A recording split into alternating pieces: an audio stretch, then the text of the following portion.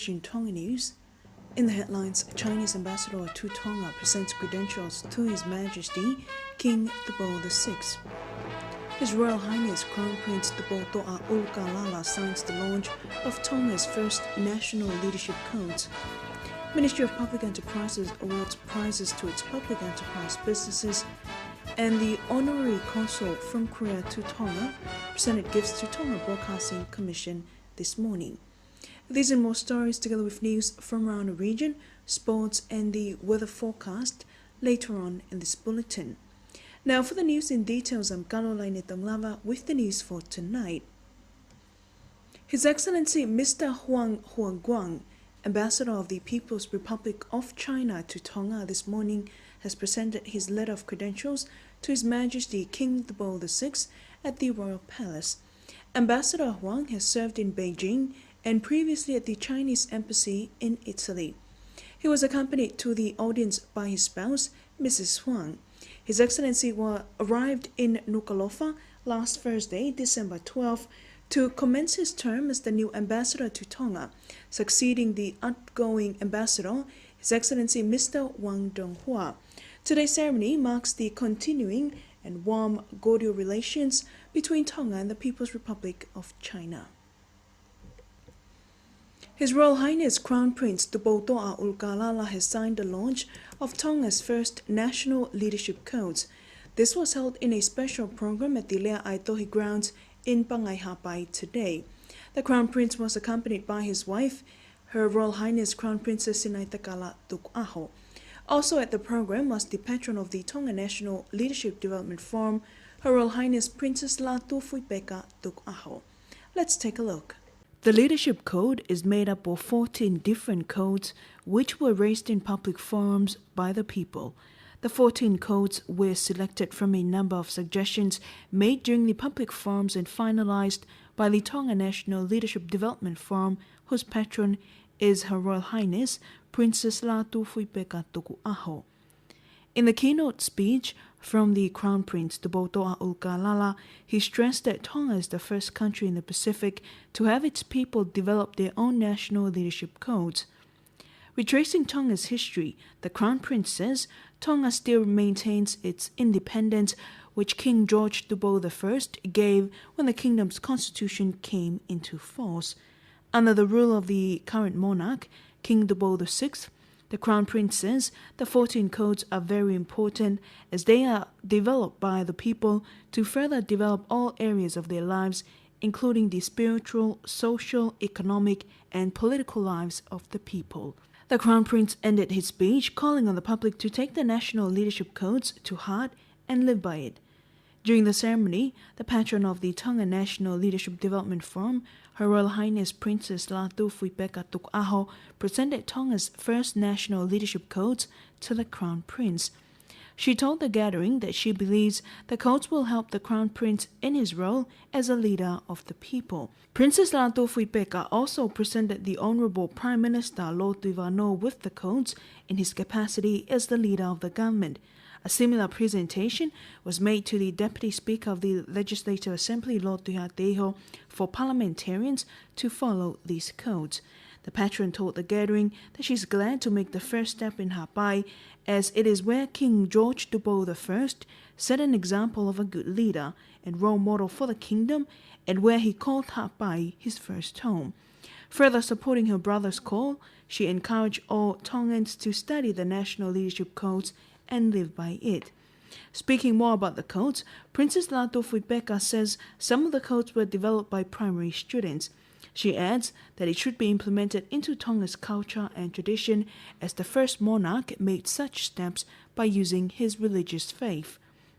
She also added that the 14 leadership codes are in line with the country's motto, God and Tonga are my heritage. Before ending her speech, Princess Latu Fuipeka says she will also present His Majesty King Teboho VI with a national leadership codes as a gift for his upcoming coronation. In a speech from one of the deputy patrons of the board, Lord Vaya, he stated the importance of pushing for a healthier country as part of its drive to encourage good leadership in the kingdom.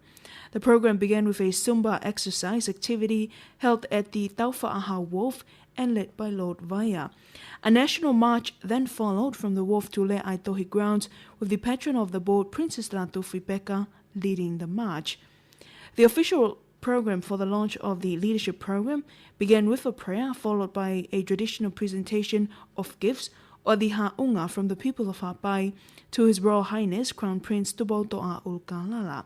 The traditional presentation was led by the governor of the island, Lord Tuihangana. Radio Tonga's announcer in Bangai Hapai, Milivaka Havili, says more than 500 people attended today's special program. The Ministry of Public Enterprises has awarded prizes to its public enterprise businesses during an inaugural award night program held last night at the Dateline Hotel. The Minister for Public Enterprises, Honorable Fe'avata, says these awards are a way of promoting improved quality and affordable services from its public enterprises. Sin Latu with that story.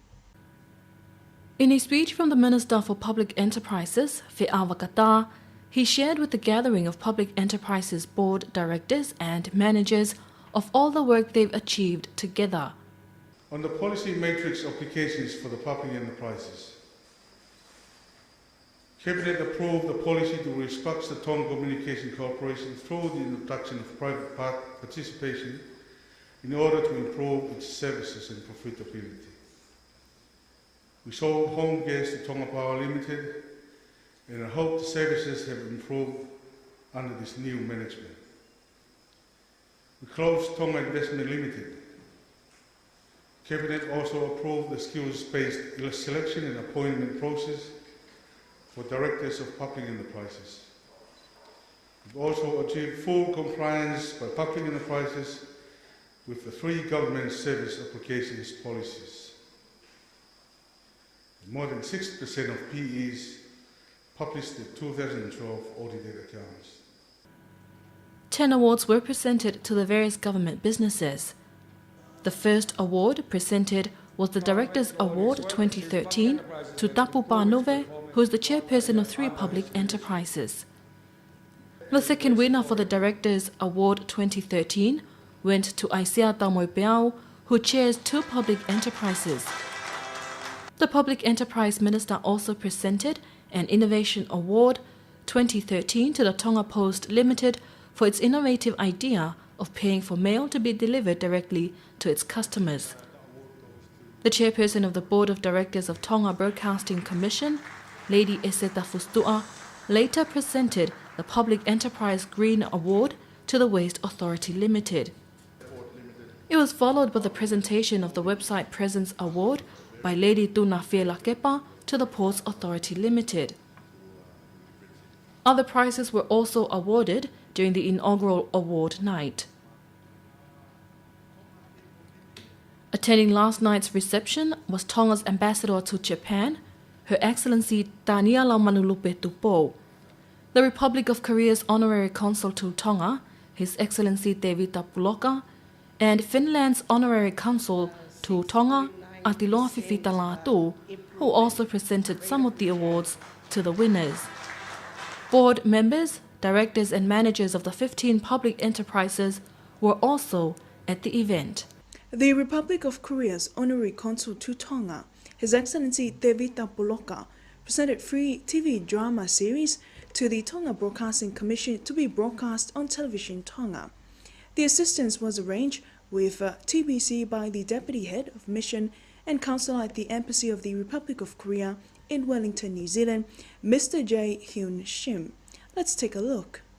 Free TV drama series with a total of 52 episodes were presented to Tonga Broadcasting Commission's General Manager Nanse Fifita in TBC's conference room.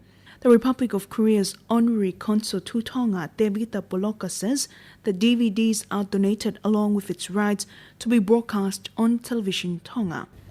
The TV series are a gift from the Embassy of the Republic of Korea along with its rights to broadcast. We trust that you will make use of the gifts wisely.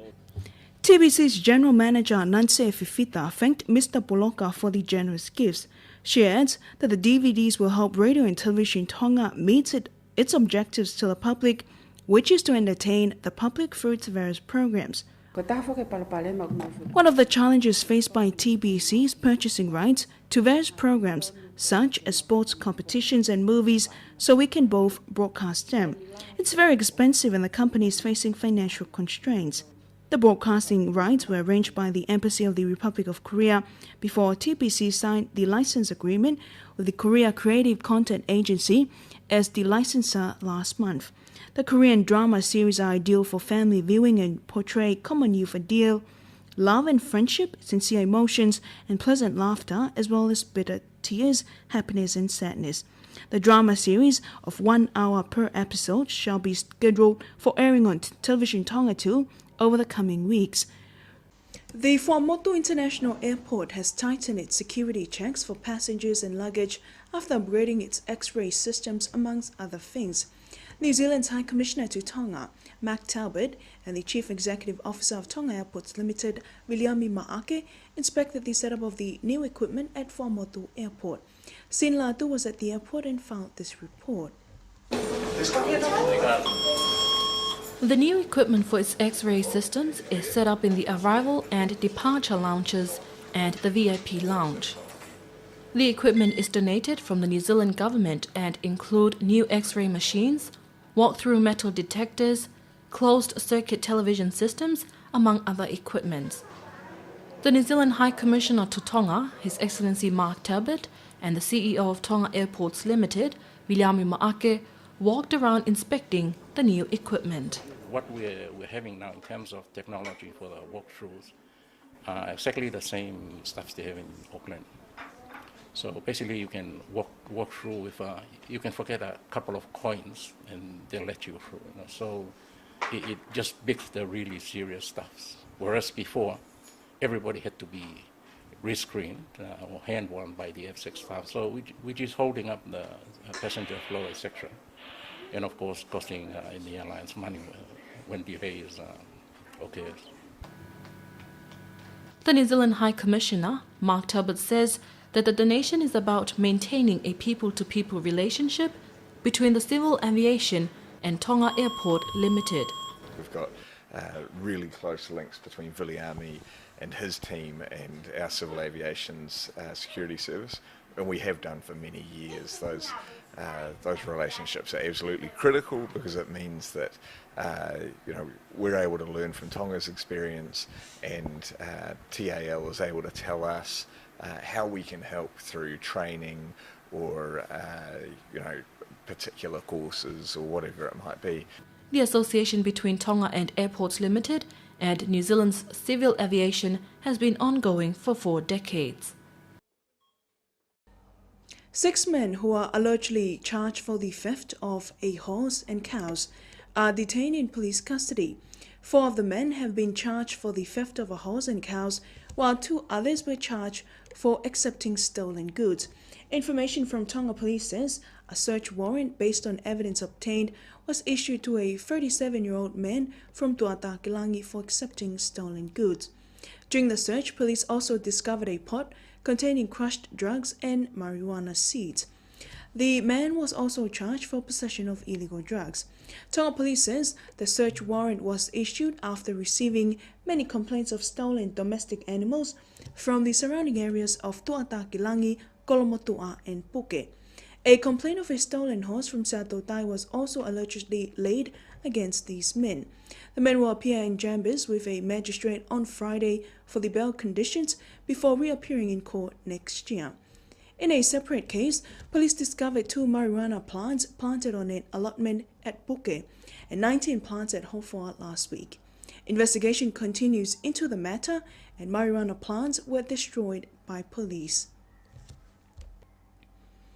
Different women's handicraft groups held a one-day display of their various handicrafts at Mataika. This is to maintain close ties among the women and preserve the traditional handicraft. Fononga Vekoso tells you more.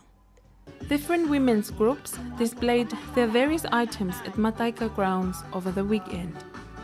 The women's groups are from Houma, Maufanga, Kolovai, and other areas.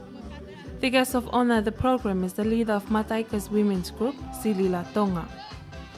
It is good to see all these wonderful handicrafts and appreciate the hard work and commitment of the women in making it. We are hoping to make this an annual event. The program ended with a luncheon. It was organized by the Tata White Bear Group. And Radio Tongatu Ku90 FM continues to award prizes to winners of its Radio Bingo program. Last week's winners were pleased to receive their cash prizes yesterday. Fononga Veikoso reports. A total of 12 prizes worth 2,000 paanga were presented to various winners. 53 years old Kakala Whangatua from Veitongo won the highest cash prize of 200 paanga. I enjoyed this program and it is a blessing to win this cash prize. It is so convenient because we can just play from the comfort of our own home. The host of Radio Bingo, Gelenita Lufe, says they will include Ewa in the program next week. She also hopes to host a program on Radio Tonga 1's AM station. For Television Tonga News, I'm Fononga Veikoso. And that's the local scene. Pacific News is up next after this break.